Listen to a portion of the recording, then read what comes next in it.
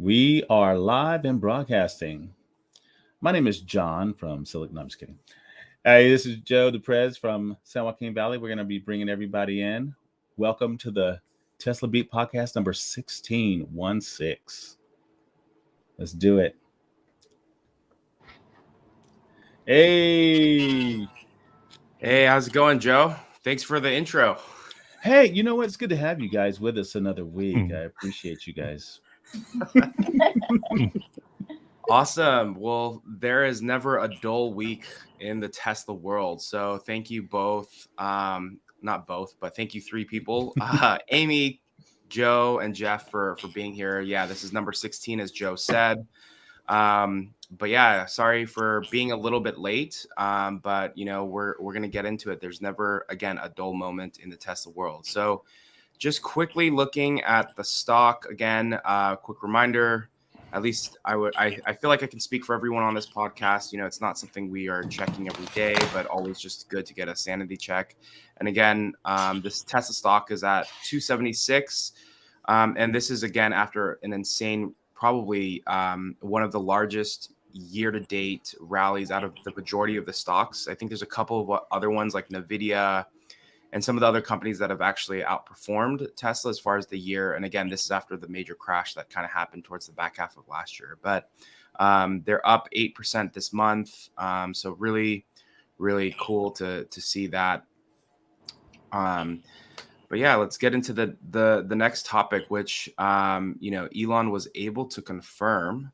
So this is something at, you know, the past couple of Tesla AI days, Elon's been talking, and really Tesla has been talking about Dojo. But he's confirmed he liked one of Homar's blogs posts and just about Dojo being live. But you know, this is going to totally help with, you know, handling production workloads and so much more. But I would love to get everyone's kind of thought on, you know, what this could mean for Tesla, what this may mean, and just how this could really continue to shake things up as they continue to become, you know, a startup of many startups, and really, again, just becoming an AI company, right? Not only being a leading in AI, but also too having the biggest you know, computer or smartest computer ever built. Yeah, no, it's truly what Tesla's doing is, I mean, it's just really unheard of, right? Like if you look at, like we say this every week, but all of their small businesses that equal into one freaking behemoth of a company, I mean, they are just stacking on and stacking on, and it is, I mean, it's tremendous. So yeah, I'm all for it. I'm interested to see what Amy and Jeff have to say.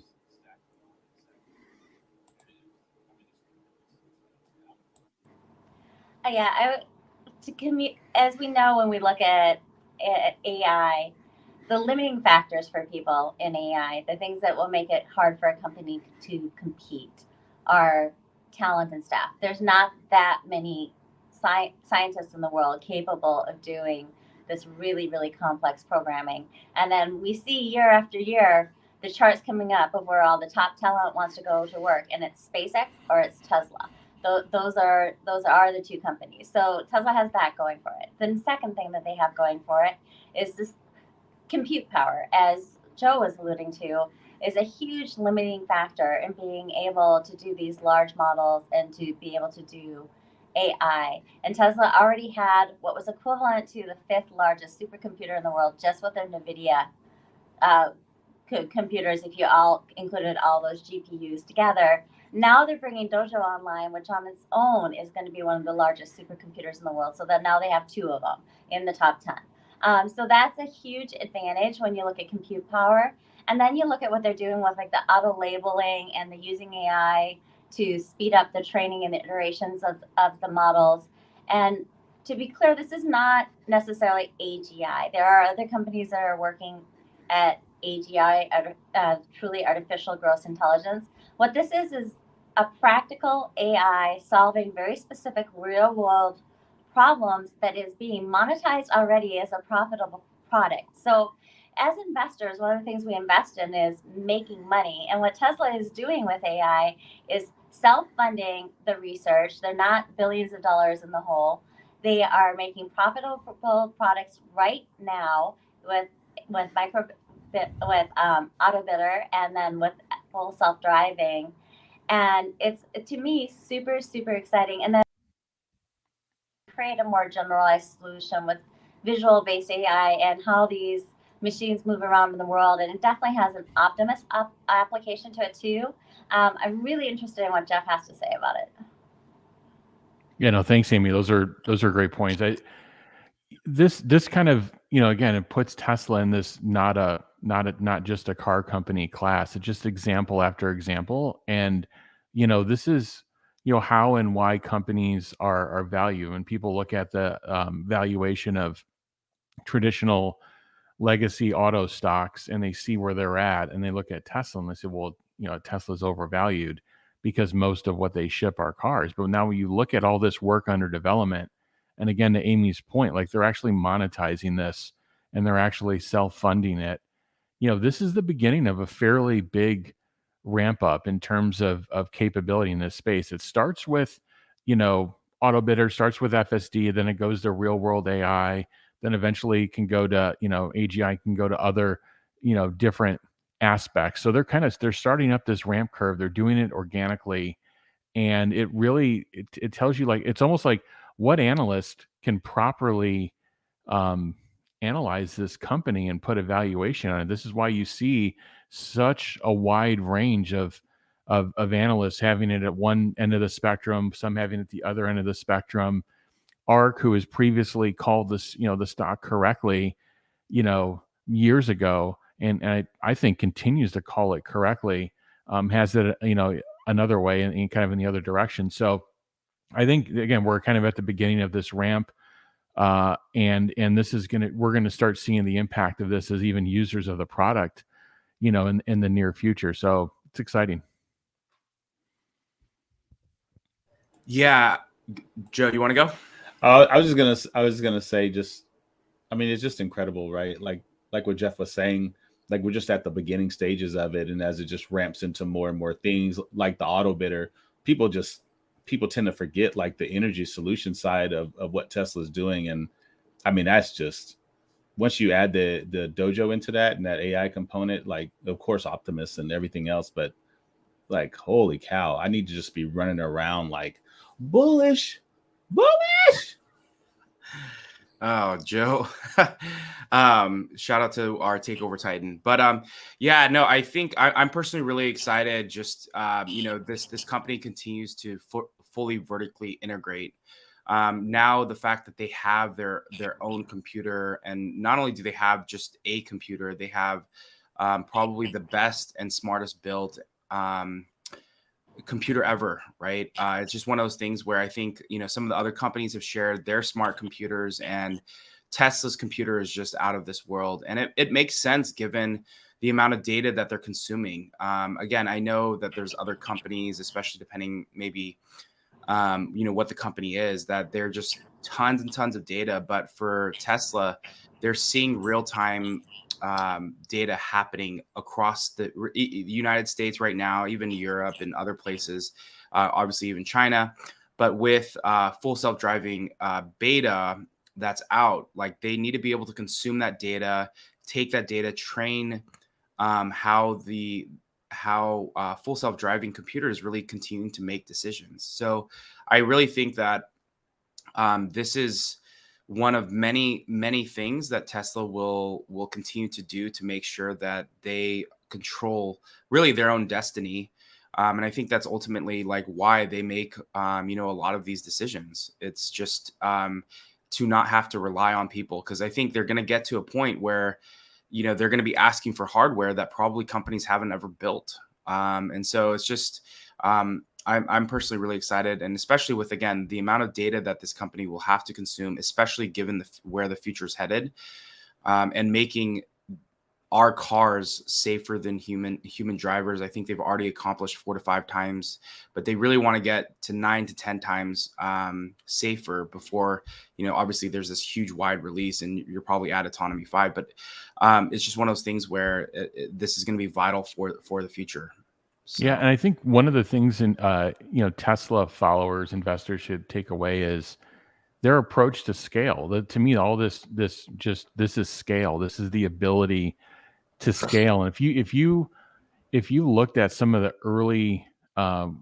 early attempts at self-driving cars, even 5-6 years ago, and kind of where that's gone today, a lot of the compute power was put inside of the vehicle. Let's call it the subscriber, and let's call Dojo, or let's call the data center the infrastructure side of it. And if you look at the infrastructure side cost and you look at the subscriber side cost, you need that subscriber, the car, you need the cost of the autopilot or of the self-driving solution in the car. You need that to basically the fixed cost to decline to basically zero, and you need it to just be highly variable, where with scale it could actually approach, not zero, but it can approach very low dollar value. And the way Tesla has approached it, they're able to do that. They're able to put all of this hardware in the car, and the user doesn't have to even elect to turn it on, and Tesla still has industry best or industry leading comparable gross margins and industry best operating margins or comparable. So to say that they've been able to install all this hardware, it's in the car, it's running, and they have great gross margins. Look at the ramp the other competitors have to come up.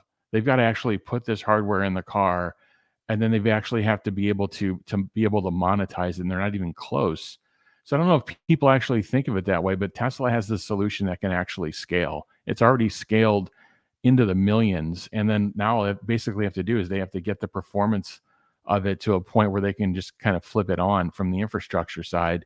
The infrastructure side is being built in a very efficient manner, where it can scale. It can scale to auto. It can scale to bot. It can scale to, the real, basically AGI solutions. So we're at the very beginning of this. This is inning number 1, not even, maybe at the start of the game of a 9-inning baseball game. It's exciting. Yeah, I think I think you mentioned a good point just about people maybe not understanding what this truly means.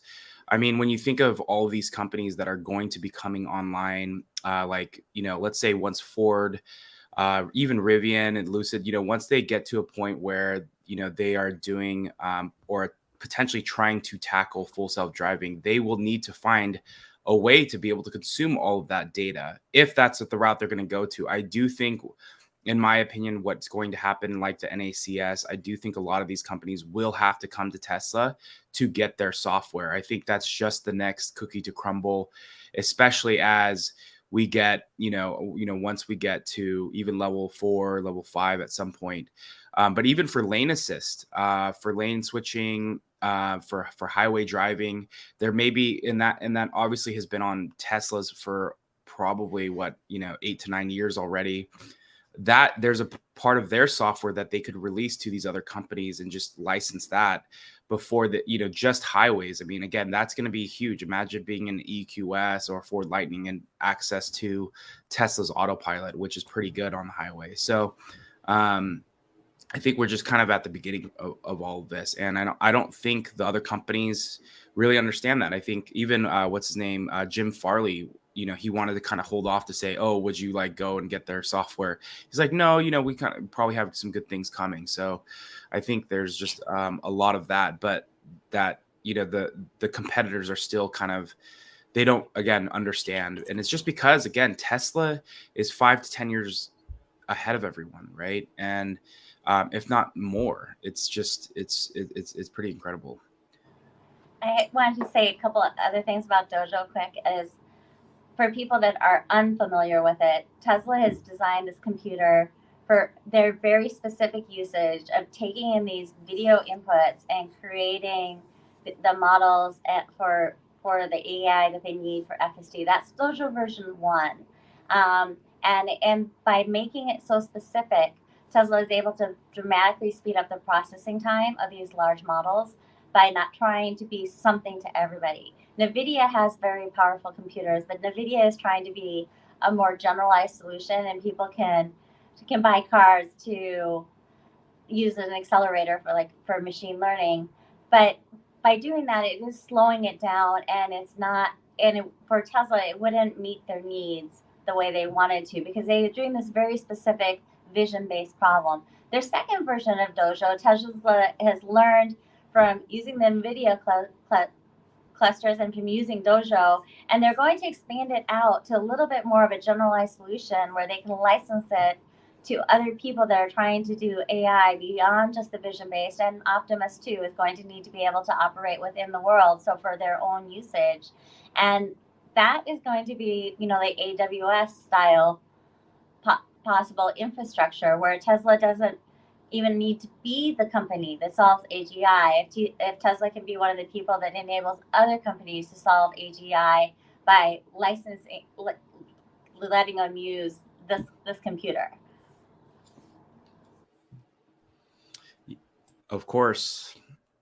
All right. So next we have, so obviously I think we've been talking for several months, if not even longer. I remember some of the early days, actually even talking with Amy when we got on some of our live streams, and even Jeff, yourself too.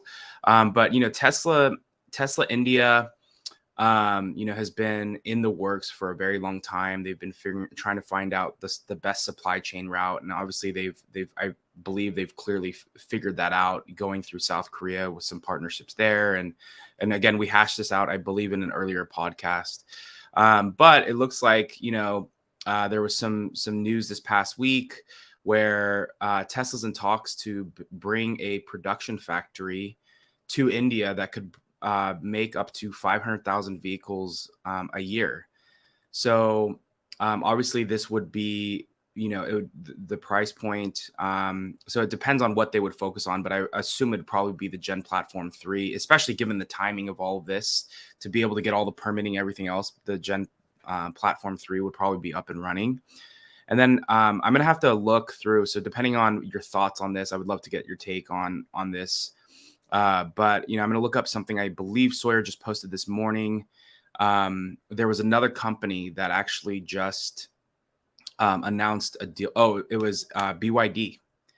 BYD just announced a partnership with another company to build in India too. So it's interesting how BYD is almost jumping on it. And again, they're working with another company, working on a bunch of partnerships, so they may not even be building the vast majority of the car, but I think again, I think their game is volume, just getting as many cars out, at whatever cost, versus Tesla's strategy to do it, from a positive gross margin and strategic standpoint.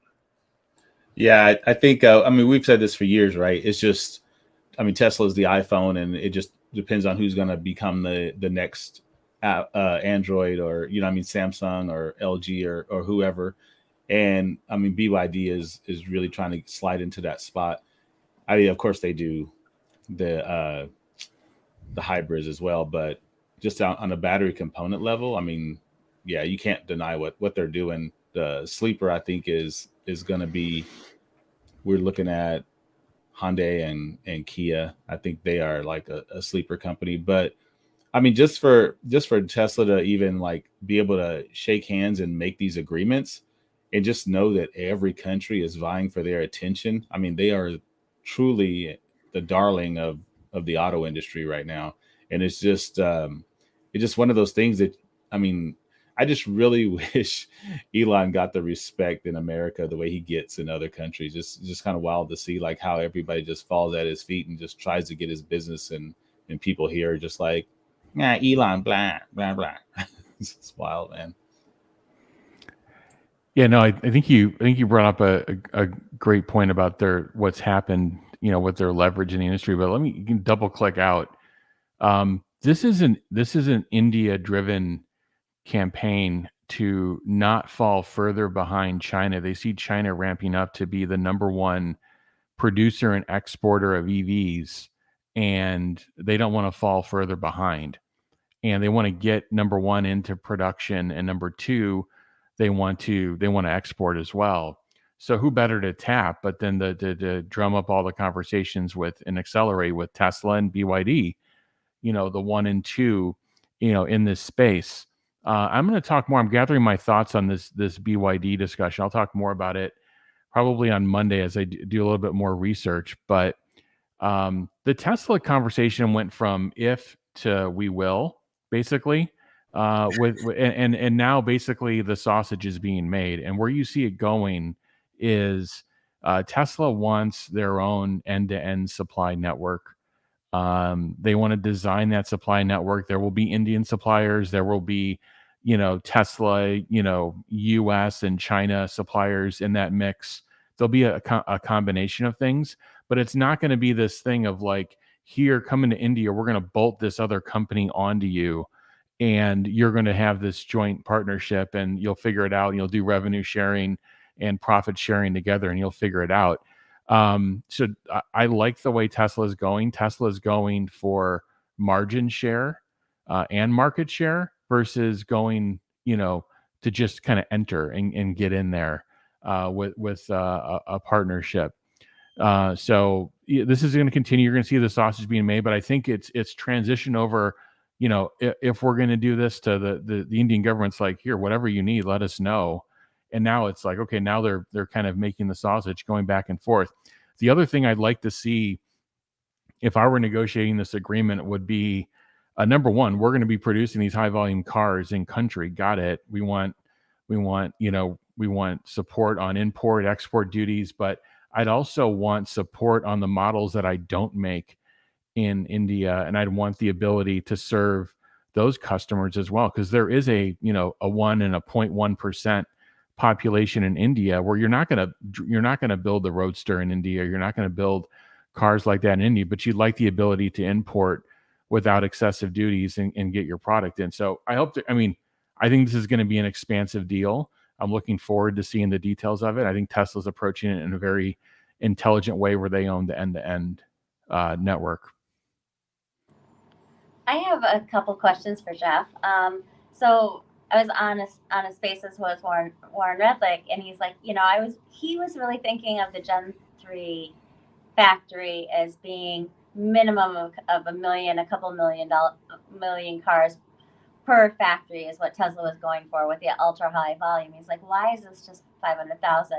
Now, my feeling was that it was because of the challenges of setting up the supply chain. I would like a kind of Jeff's opinion on the economics of a 500,000 unit factory in India. Is that going to pay off, or would that just be a first step, given that Tesla has to get all the suppliers in?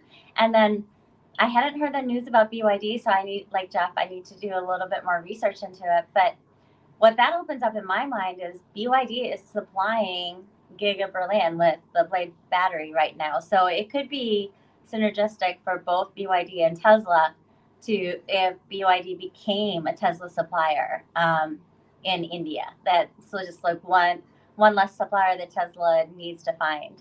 So I would interested in Jeff's comments or anyone else's comments on that too.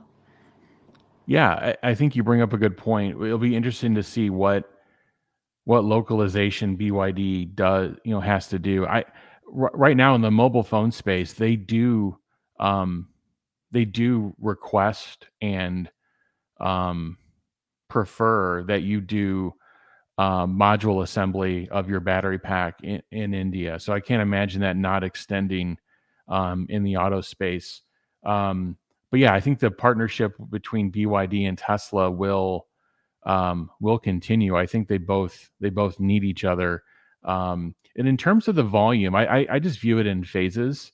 It takes people. When you hear these things about this geographical redundancy being set up in other industries, it takes a couple of years to set up and mature a supply chain. Like people talk about getting the redundancy out of China into Vietnam, for example. Well, you think about the surrounding infrastructure that's needed around tool shops, around fixture fabrication, around just the roads, the infrastructure, the import, the hubs, everything that needs to be set up. These are things that aren't, done overnight. They take a number of years. China took, a couple of decades, obviously, to mature from where it is, where it started to where it is today. And I remember going over there in the late 90s and seeing like what it is, then versus, how it is today. And just thinking about beyond the actual factories themselves, like the hotel infrastructure, the restaurants and so forth. So, India's in a little bit of a different. So India's doing high volume consumer electronics. They're doing auto manufacturing already. But from an EV perspective, it's probably gonna take a couple of years, but probably faster than other industries based on where they're starting from to ramp up. So I view the 500K as kind of an initial phase. And I guess, and they could be negotiating from, first off, I don't think any of these numbers have come from Tesla too. So I would take everything, with a grain of salt. But I think if they're Agree. setting up Gen 3 factories, I don't think they're targeting 500K. In my opinion, I think they're targeting a much higher number, and they're focused on that output per square meter, and they're focused on the velocity of the line, and they're going to achieve both of those improvements actually through design. Is what we're seeing. Can you imagine what Tesla can do? I mean, you have the number one selling vehicle at like a $50,000 price point. Imagine Tesla. I mean, you already know that the Gen 3 platform is going to be cheaper, but man, can you just imagine like in India, making a car for like 16 to 20,000. Yeah, just not only that, gosh. but also Joe, I can imagine that Tesla could be China does a lot of government incentives on EV purchases in China to basically move their population over to EV. This may not come from Modi, we'll see, but I can't imagine that that's not part of the discussion of like, hey, we're going to do all this investment in manufacturing. We want to make sure the demand is there. We want to make sure you're not putting incentives against, ICE and combustion vehicles. So I think that's to be announced. I think if this is a game of chess back and forth, I think India wants to see what kind of investment are you putting in, and then on the incentive side, we'll see what happens. But I think the couple of things that are out there are, what are they going to do on incentives on consumer purchase, and then what are they going to do on import duties on with these partner companies that they do these major headline deals with, like Tesla. Are they going to help them out on import duties, until they ramp up full operations inside? So I think those are a couple of things I'd be looking for. And immediately after we saw that article about the 500,000 units, the finance minister came out and said that there would be no import tariff relief. But that could mean a lot of different things. You could be speaking about one specific tariff, and you always wonder what's being lost in translation.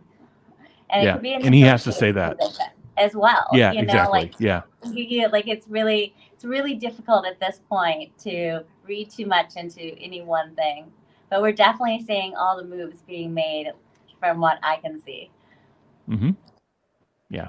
And he has to, from his position, he has to say something like that, because if he doesn't, the 98% of other people that are trying to, do assembly, there's going to be this huge uproar. Why can I get that deal? What do I have to do to get that deal? So they have to say that until the deal's made.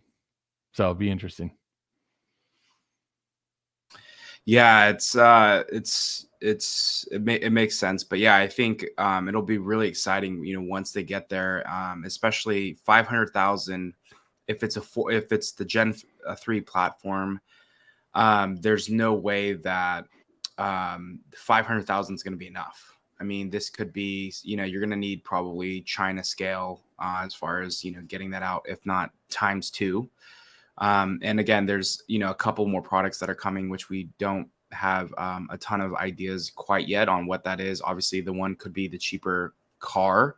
The other one could be the van. But either way, I think it's important that they get into India. It's important that they get into India, and it's important that they continue to scale and, get ready to hopefully get to 20 million cars by the end of this decade. So, all right. Yeah, did you want to say something, Joe? I was just thinking about Roland in the in the YouTube chat had commented on the scale of solar and battery as a possibility for India, and I just think that Tesla energy component is also huge for India as well. You know, that's an amazing point, and it's really a really important point.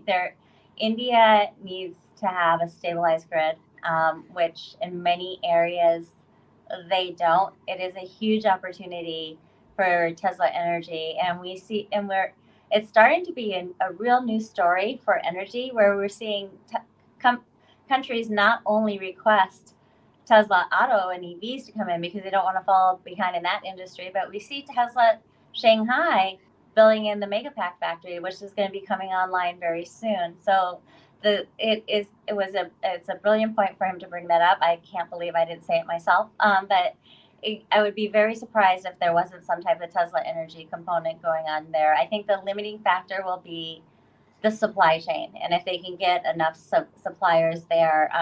Jeff, how much more difficult is that for Tesla to try and get suppliers for energy and auto at the same time, or does it almost help some with the negotiating? Well, it's going to help from a leverage perspective. And what's nice, and I think Drew's talked about this, is there's a tremendous amount of reuse actually between the two. So I think it's gonna help from a leverage perspective, and also like I think you brought up a great point about grid stability. This is one of the things that they're negotiating right now is the utility side and the grid side. All these things have to be in the negotiation, because the worst thing you can do for your operation, both for you and your supply base, is not have stable utilities, and you have your utilization comes down, your fixed assets basically crush on top of you. So all that work needs to be done, and I think they're going to kind of shore up that operation with Megapacks, like we see them doing in Texas right now. Definitely. All right. So the next one actually is something that has so Tesla delivery delays in Canada over strikes end. Joe or Jeff, I don't know if you wanted to chime in specifically on this, or if you've heard much about this. I know this has been people in Canada have been facing a lot of delivery issues. Yeah, I put it there, but I really wanted to know what Jeff had to say about this, because I was just thinking about, I know Canada for that, that area is just, it was a boom when everybody found out, like, oh man, they're shipping directly from China to Canada. So I'm really interested in what Jeff has to say. I think this port serves a fairly decent size of U.S. domestic activity as well. I mean, we have several ports, and there's also labor negotiations going on. I think there's one that was diverted a month or two ago in the Long Beach area. So you're going to see, I think, over the next, with inflation kind of where it is, and Canada has an inflation problem. They just raised again this week. You're going to see continued labor disputes and negotiations occurring, because these workers they don't have as much buying power as they had a year or two ago, and the increases aren't keeping up with the significant amount of inflation. Even though the number is down, basically what we're having now is we're just having a reduction in the increase in prices. We're not actually net going lower. So I think you're going to see more of this. By the way, I think UAW is gearing up for the U.S. domestic side, for something either in August or September.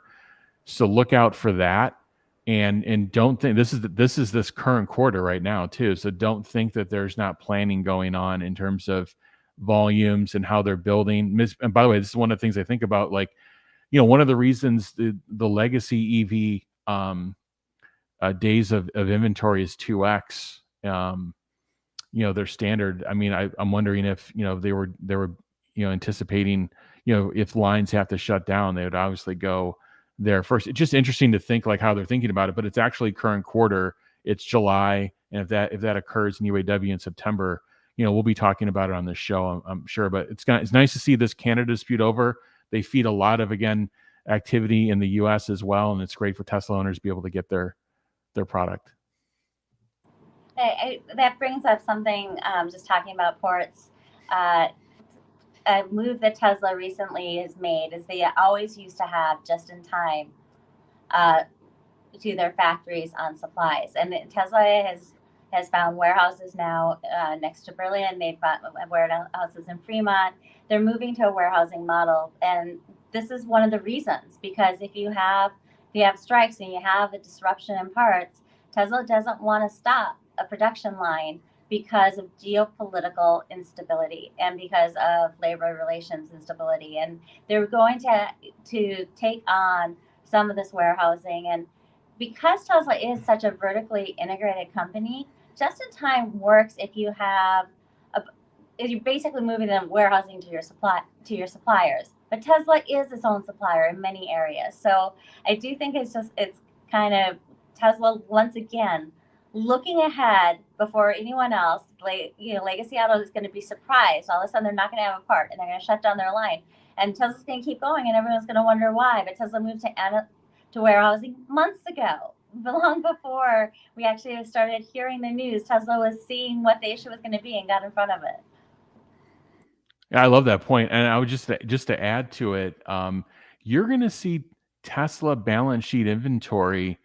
You're going to see it net increase. What's happening right now is, in the last quarter, they had their full electrical supply base, all their battery supply base turned on for Cybertruck, and none of those are converted into shipments.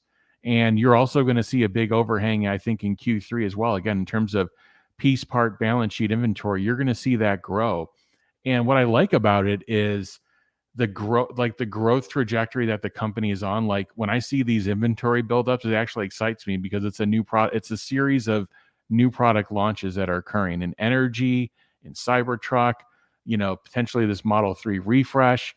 Like they're going to have to gear up a lot of inventory and have the space for that inventory as well to manage it. So when you're in a stagnant business or you're in a zero growth to even single digit declining business, which is what you're seeing right now in legacy auto, it sounds like they're having a good year. But by the way, if you actually compare their shipments to where they were pre-COVID in 2019, they're net down.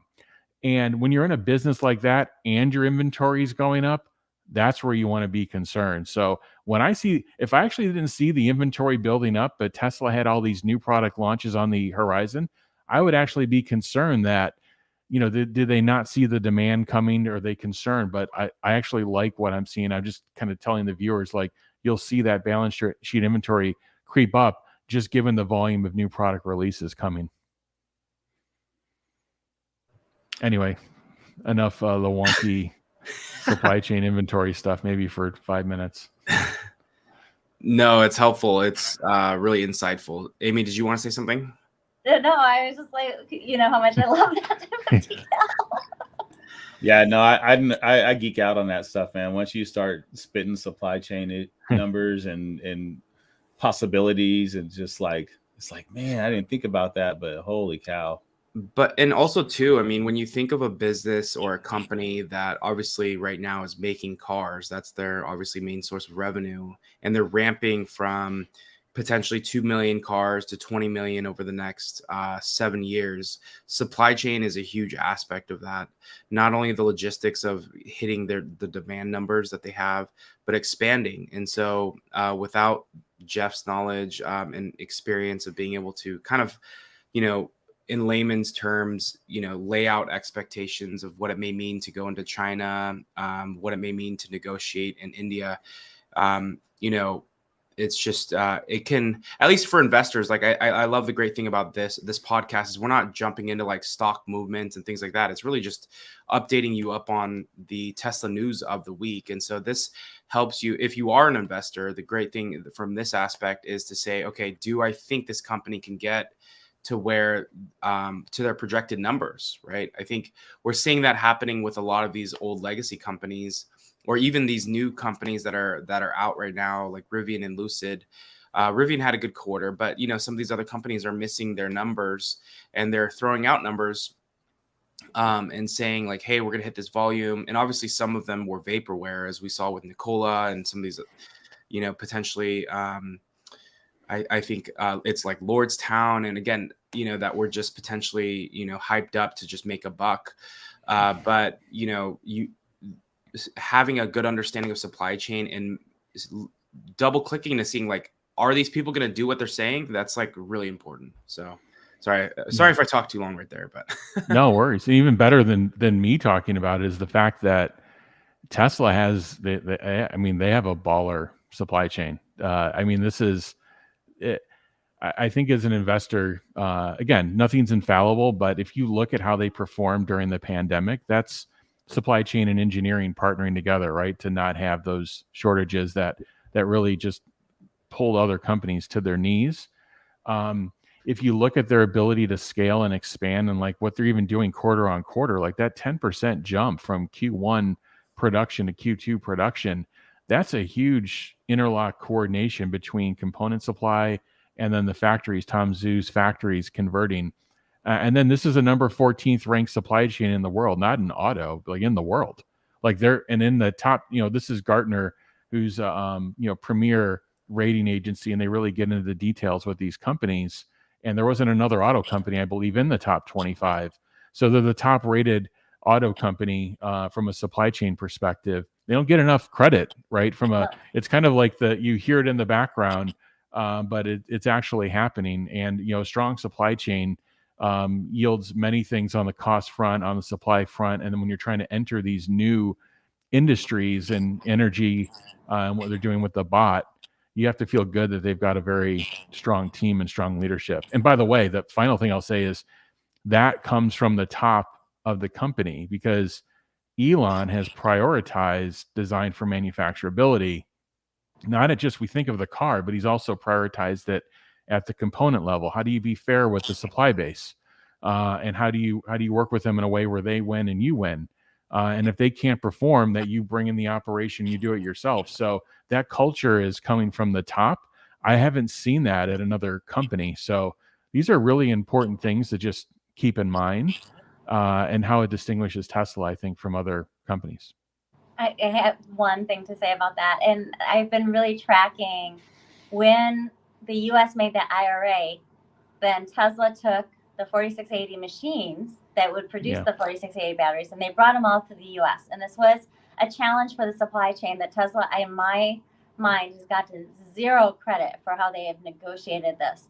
But it has been incredibly impressive. So they had the 4680 production going in the United States. It's a long lead time on machines. They can't necessarily get new 4680 machines immediately in Shanghai and Berlin. And now what do we see? We see the BYD producing the structural pack in Berlin. And the way that Tesla designed the car, they're able to, with no discernible misstep, start producing Model Ys out of Berlin with the BYD structural pack. And then we're seeing the cattle structural pack is going to be used in Shanghai, and this ability to take batteries from multiple sources and be able to produce some Model Ys with one battery, some Model Ys with another battery. And people have gone out and tested the equivalent cars and found very little difference in the way the cars performed. Is absolutely incredibly smart design, incredibly smart and agile supply. And to me, that always remains one of the investment thesis is with Tesla is I might be a bull, but I watch how they track, how they handle and respond to the challenges, and how they actually make the challenges look like they weren't even there. Like it was just like some insignificant thing, because they handle it so well. Yep. Yeah, I posted a tweet the other day. I really like what you said there towards the end, Amy, is that, really what you're looking for. Obviously, you track the company, what they're doing. And you and Jeff and others are, probably more in the weeds than I can even imagine as far as like just seeing what this company's doing. But one thing I do know for sure is that there's really not many other companies out there that are at the scale of Tesla that can handle challenging times better than anybody. They may be the best, So there's really not many companies that I know right now, that are focused. And this was the tweet, is that, Tesla isn't focused on what competitors are doing.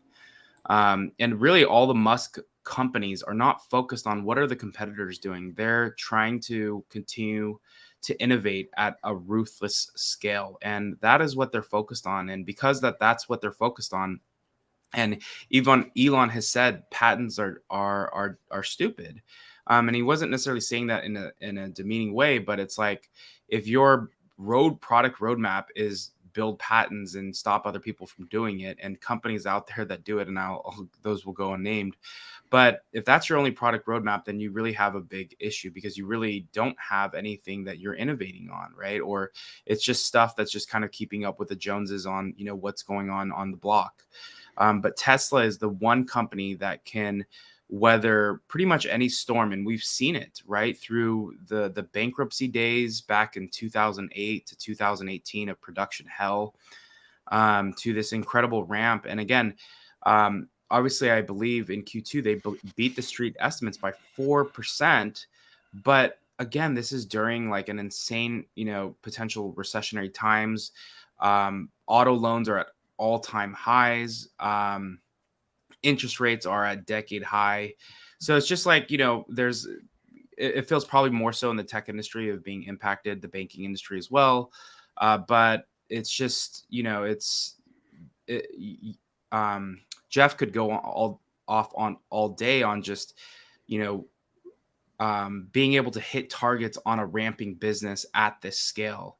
And again, the Model Y is the best-selling car, which is 2x the price of probably the Toyota Corolla. So I think that's the big thing here. So, all right, I know we could go off all day on that, but just some other stuff going on. We have the Giga Berlin expansion. I feel like maybe we don't have to hit this one too hard, but maybe any initial thoughts. I know we hit the the supply chain topic pretty hard, but that's what you do when you're talking about a ramping business, right? Mhm. But any thoughts on the expansion here? I actually just learned that the cattle factory that is trying to be built in Hungary, and I was thinking that might supply Giga Berlin is getting some government hurdles. Like if there's a water issue, the production is slowed down. They might actually have to decrease the size of the factory. So it actually shows what Tesla has done in Berlin and how they've had some of those similar challenges, but kept roughly on the timeline, which is really, really incredible. It is actually hard to get approval for these factories, and we're seeing that with a slightly delayed groundbreaking in Giga Mexico, though there is more movement and news coming out that might be done and they might be ready for groundbreaking in Mexico. Yeah, I just view these as a series of announcements that are all geared around, being ready for late 24, early 25 for Gen 3 manufacturing. And so what a time for Tesla, right? If they're having any near-term, current quarter issues with utilities, with, partner companies, and, in the same time in parallel, they're submitting these requests for expansion kind of in a recessionary climate. It really gives them tremendous leverage. But all these announcements I'm kind of viewing as like getting ready for this next volume uptick, where they go down a tier, and the MSRP for the car starts with a 2 handle versus a 3, and this is what they're gearing up for, and they're thinking and acting a couple years in advance. It confuses people sometimes, because they're like, well, wait a minute, hey, is there what's going on like currently, like with auto loans, what's going on with those are real time issues today, but they have to plan for the future, and they have to capacitize for the future. And I always tell people, if you ever want to know what Tesla's actually doing, just look at their capacity plans, and that's the direction they're going, and everything else in the meantime is kind of noise. Yeah, I thought you said it perfectly there. If you want to know what they're doing, look at how they're expanding, and again, supply chain. All right. One thing I thought, I know if you guys do you Jeff and Amy, do you and Joe, do you have a couple of extra minutes to go past 9? Yeah, I do. I don't Okay. fly a plane, so I'm in the hotel room in Amsterdam. I don't fly a plane now until tomorrow. So Okay. All right. So we could stay here all day. yeah.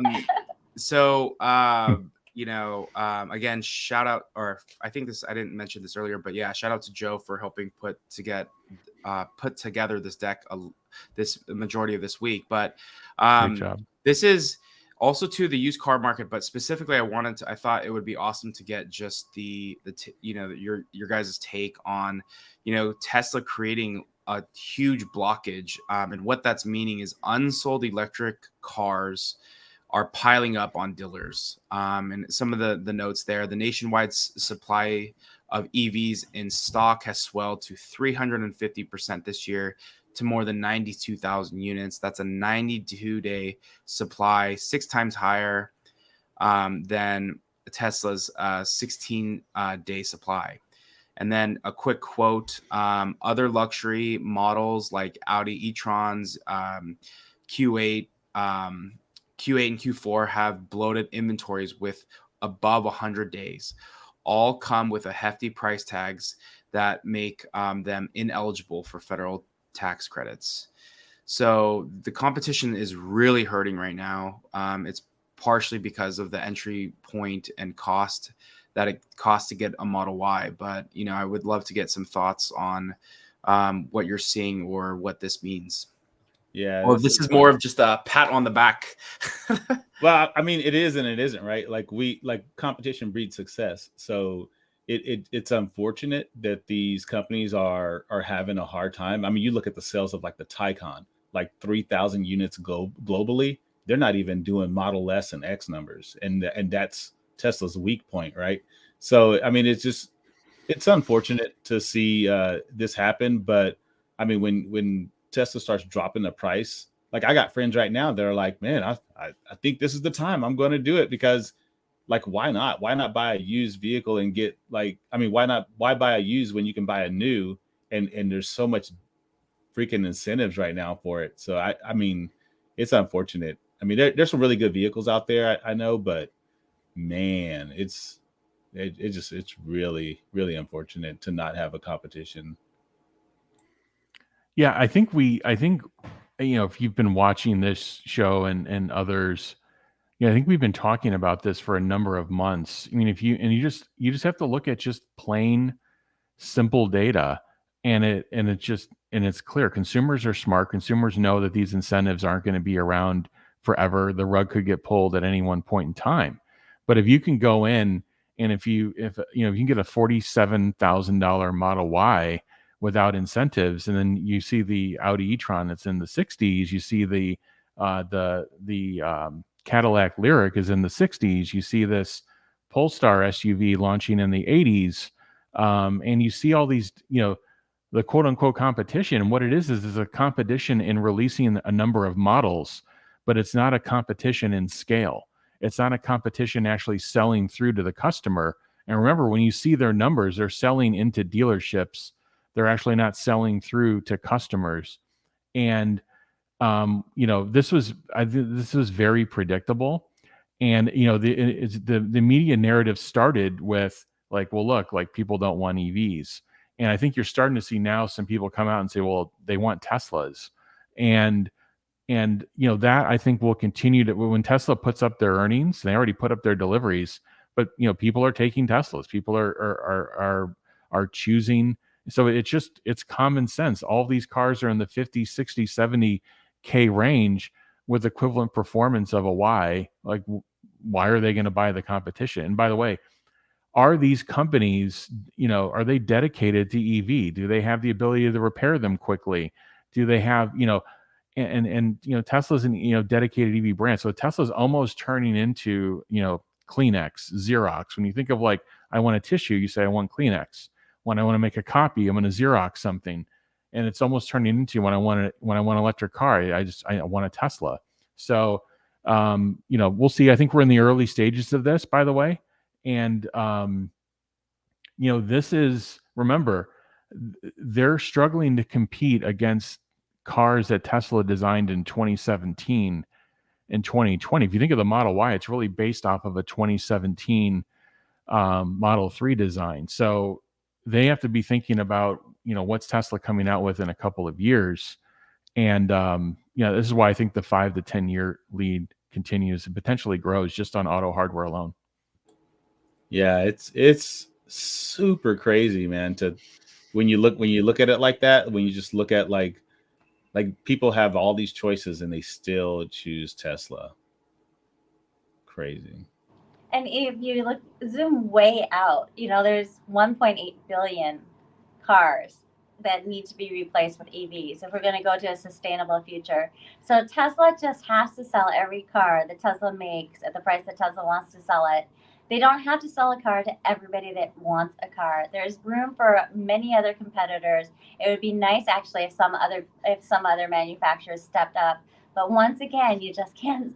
Where are they? You can't see them.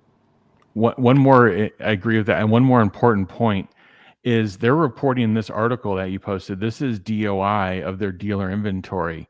And what people don't talk enough about is these companies all have their own balance sheet inventory in their four walls of their factory.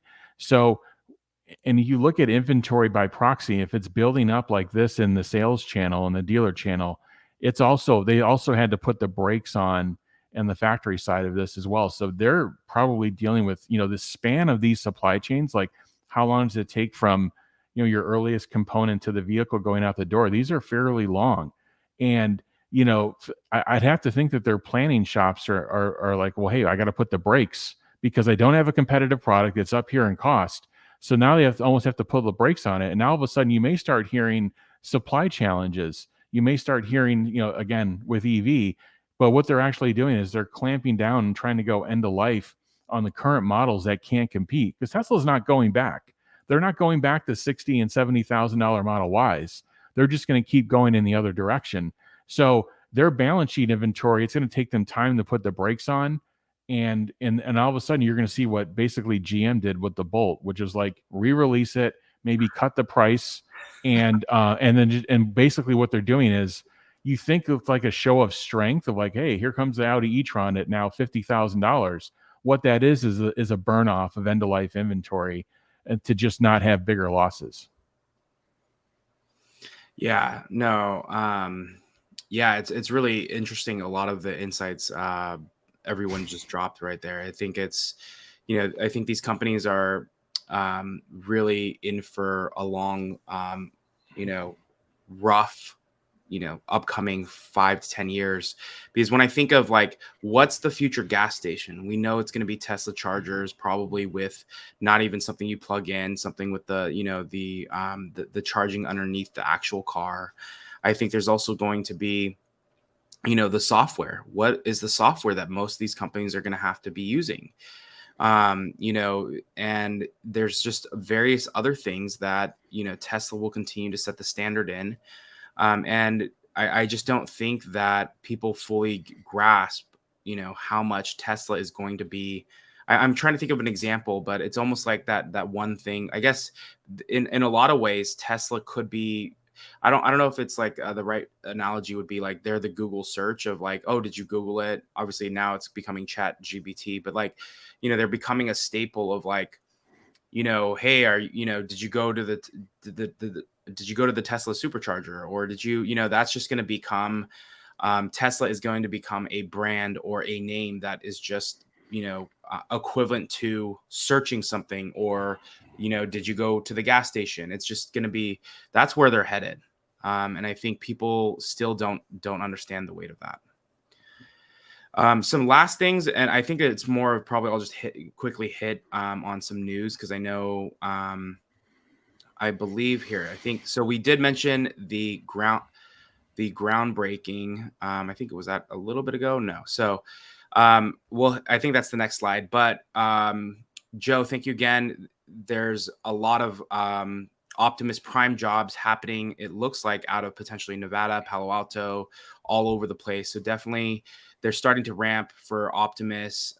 Really, really exciting, because again, they're building the machine that makes the machine. So that's really exciting, especially when you think of where this company is headed, right? They're continuing to automate and build things at insane clip.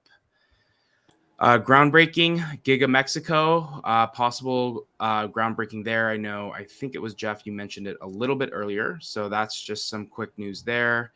Shanghai hits 1 million Model Ys produced. Sorry, did someone want to say something? Nope. Okay. So that's big. And then obviously maybe we could end with this. There's so much going on. It looks like shout out to Joe again. Get paid to drive on FSD. That's pretty cool. But maybe we could actually end with potentially we can end with two things, which would be just thoughts on XAI.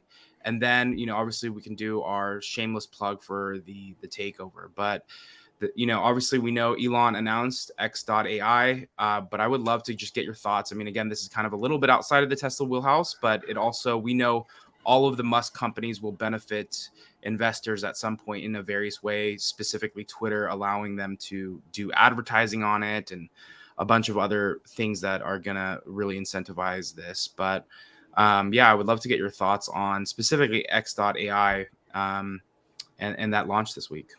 Well, as with everything that we've been saying for years, is that we are so much at the beginning of everything that Tesla has planned, and that Elon has always been like a chess player when it comes to making moves. And you think you have an idea, you think you like, oh, I bet he should do this or whatever, but then you end up finding out like, holy cow, he's doing something else.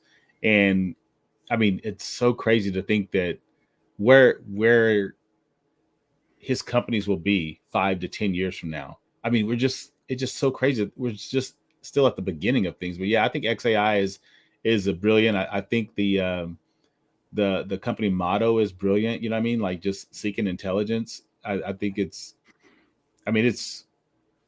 that whole interview that they did with the three guys. I mean, it was a lot of eye-opening moments in there. I can't wait to see what happens.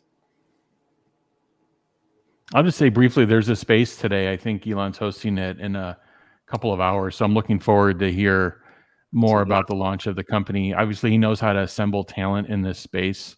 And again, like Tesla, I think Amy brought this up about Tesla and SpaceX being this magnet for the best talent. Here comes another magnet. So both of existing talent and then new talent coming out of the schools. So look forward to hear what they have to say this afternoon. Amy, any thoughts on X.AI? Yeah, I just want to say that it is a stated mission that's different than the way that Tesla is doing AI. Because of course, my first thought as a Tesla investor is, why isn't this in Tesla? But then you look at what the mission is, and it really is what goes to what Elon Musk has been talking about with AI and with the problem. It could become an existential threat. And some of the companies that are really far ahead, we cannot trust. Maybe they're not malevolent or evil actors, but they certainly aren't putting the safety of humanity at the first and the forefront. So maybe XAI doesn't become the first solution, but it will become a solution, and it will become a solution that will be there to offset any bad that these other companies could do. I hadn't realized this. I have to look it up myself, but I was on a Spaces yesterday, and it said that XAI is licensing machines from Tesla. So Tesla is actually already starting a little bit of that AWS style revenue. And if they're licensing that way, then any AI things that they come up with, they can license back to Tesla, and there can be some synergies and some sharing there. So I think it's really, really exciting. Yeah, and I think to piggyback off what you just said, their mission statement is the goal of XAI is to understand the true nature of the universe. So more to come on the Twitter Spaces that's happening. I believe it's at 1:00 PST today. It could be wrong.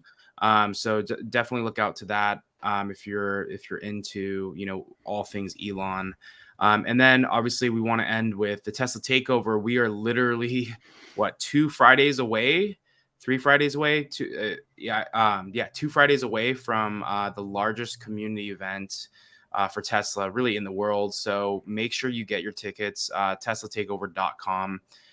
So many people are coming from all over the place. I think I got a direct message the other day. A person from France is coming. They're doing some business travel, and they're obviously tagging this onto the trip. We have the Austria Club that's coming. They're helping and hosting the light show. There's a person named Ryan, who's from Australia, who's coming. He runs a TikTok handle as well on Tesla. But yeah, there's just people coming from all over the world. It's going to be a great experience. And obviously we get to hear the amazing story of May Musk and, what she went through, raising 3 young children, being a single mom for a while. And, obviously, how she's become what she has today, which is a world-renowned dietitian, model, and entrepreneur, and obviously now best-selling author. So TeslaTakeover.com. But yeah, thank you all for joining. Thank you. Make sure to give all of our hosts a follow, especially because they, sacrificially give up their time every Friday to be here when they can make it. So it's just a huge thanks to them. So Amy's at SF3_Tahoe. Jeff is the Jeff Lutz. Joe is at SJV Tesla or the Takeover Titan. You won't find him there as the Takeover Titan, but so thank you to all 3 of you. Thank you for wrapping up number 16 of this week's podcast. Have a good week, everyone. Thank you. Thanks, John.